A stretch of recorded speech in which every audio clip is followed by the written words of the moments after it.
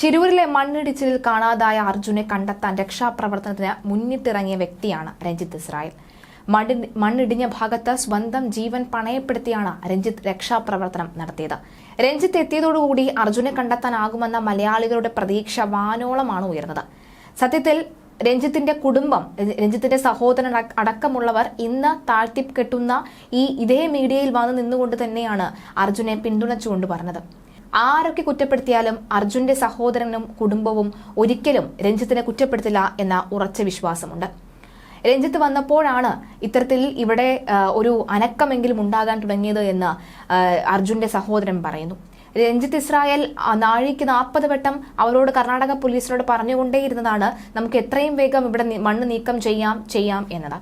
ഒരുപക്ഷെ രാത്രിയെന്നില്ല പകലെന്നില്ലാതെ മണ്ണ് നീക്കം ചെയ്തിരുന്നുവെങ്കിൽ ഇത്രയും ദിവസം വേണ്ടി വരില്ലായിരുന്നു മണ്ണിനടിയിൽ അർജുൻ ഇല്ല എന്ന നിഗമനത്തിലേക്ക് വന്ന് എത്താൻ. പക്ഷെ അപ്പോഴും മണ്ണ് മാറ്റം ചെയ്യാൻ എടുത്തു 3 ദിവസം. അപ്പോൾ തന്നെ പോയി ആ 3 ദിവസം, അത്രയും മണിക്കൂറുകൾ, അത്രയും ജീവന്റെ വിലയും. പക്ഷെ ഇപ്പോൾ എല്ലാ മലയാളികളും ഒറ്റതിരിഞ്ഞ് വേട്ടയാടിക്കൊണ്ടേയിരിക്കുകയാണ്. നിർഭാഗ്യവശാൽ കാര്യങ്ങൾ മറ്റൊരു തരത്തിലേക്കാണ് ചെന്ന് നിൽക്കുന്നത്. ഇന്ന് സമൂഹ മാധ്യമങ്ങളിൽ കടുത്ത വിമർശനം ഏറ്റുവാങ്ങുകയാണ് രഞ്ജിത്ത് ഇസ്രായേൽ എന്ന ഈ 33-കാരനായ രക്ഷാപ്രവർത്തകൻ. അദ്ദേഹത്തിനെതിരെ സൈബർ ആക്രമണം ശക്തമായി തുടരുകയാണ്.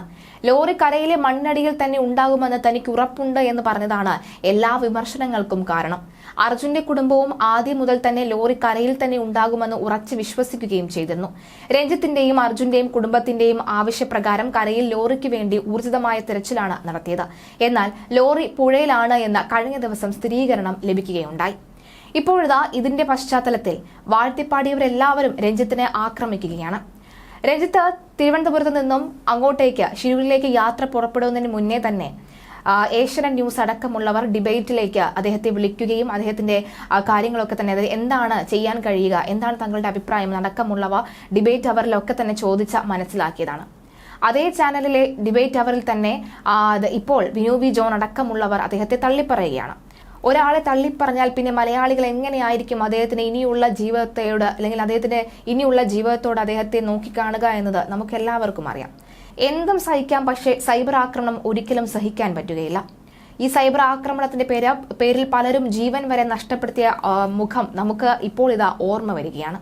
അങ്ങനെയൊന്നും തളരാൻ നിന്നു കൊടുക്കാത്ത ഒരു വ്യക്തി തന്നെയാണ് രഞ്ജിത്ത് ഇസ്രായേൽ എന്ന കാര്യത്തിൽ യാതൊരുവിധ സംശയവുമില്ല. അർജുനെ കണ്ടെത്താൻ വൈകിയതിന് കാരണക്കാരൻ രഞ്ജിത്ത് ഇസ്രായേൽ ആണ് എന്ന ആരോപണമാണ് സമൂഹ മാധ്യമങ്ങളിൽ ഇപ്പോൾ പ്രധാനമായും ഉയരുന്നത്.